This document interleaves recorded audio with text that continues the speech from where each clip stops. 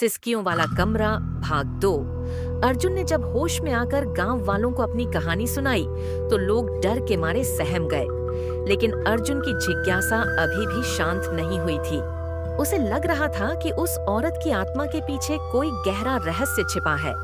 वह खुद को रोक नहीं सका और उसने फैसला किया कि वह दोबारा उस घर में जाएगा। गांव के पुजारी ने उसे चेतावनी दी, अर्जुन, यह मत करो, वह आत्मा शांत नहीं है। अगर तुम दोबारा वहां गए तो वह तुम्हें कभी नहीं छोड़ेगी। लेकिन अर्जुन ने उनकी बात अनसुनी कर दी। उसने एक पुरानी किताब में पढ़ा था कि आत्माओं को मुक्त करने का एक तरीका होता है। वह घर की सच्चाई जानकर औरत की आत्मा को शांति देना चाहता था। भूतिया घर की दूसरी रात अगली रात अर्जुन कुछ पूजा सामग्री और एक तांत्रिक को लेकर उस घर में गया। तांत्रिक ने जैसे ही घर के अंदर कदम रखा, उसे भारी ऊर्जा का एहसास हुआ। उसने कहा, यह आत्मा बहुत शक्तिशाली है, हमें बहुत सावधानी से काम करना होगा। तांत्रिक ने पूजा शुरू की और घर में अचानक से हवा तेज हो गई। दीवारों से सिसकियों की आवाजें फिर से आने लगीं।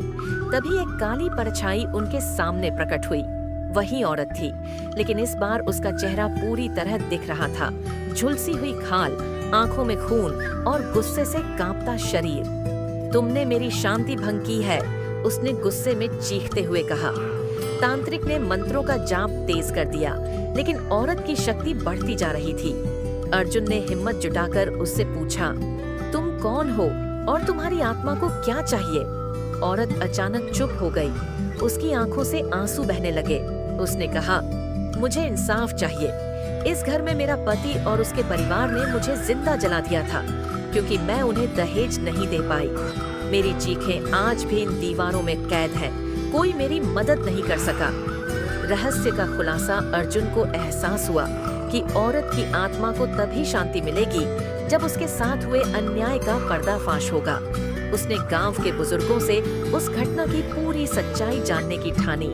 गांव के एक बूढ़े आदमी ने बताया, यह बात 20 साल पुरानी है। उस औरत का नाम सुहानी था। वह बहुत नेक दिल थी, लेकिन उसके पति और सास ने उसे दहेज के लिए मार डाला। सबको पता था, लेकिन डर के मारे कोई कुछ नहीं बोला। उसके बाद से ही वह घर अभिशप्त हो गया। अर्जुन ने गांव में सबके सामने सुहानी की कहानी बताई। उसने पुलिस को भी इसकी जानकारी दी और पुलिस ने पुराने सबूत इकट्ठा कर मामले को दोबारा खोला। सुहानी के हत्यारों को सजा दिलाई गई। आत्मा की मुक्ति।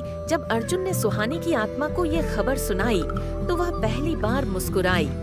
घर से सिसकियों की आवाजें धीरे धीरे बंद हो गईं। सुहानी ने अर्जुन से कहा, तुमने मुझे मुक्त कर दिया, अब मैं शांति से जा सकती हूँ। अर्जुन ने राहत की सांस ली, लेकिन जाते जाते सुहानी ने उसे एक चेतावनी दी। यह घर अब भी शापित है, इसे हमेशा बंद रखना, कोई और इसे परेशान करने की गलती न करे। अर्जुन ने उस घर के दरवाजे पर ताला लगवा दिया और गांव वालों से वादा किया कि कोई वहां कदम नहीं रखेगा।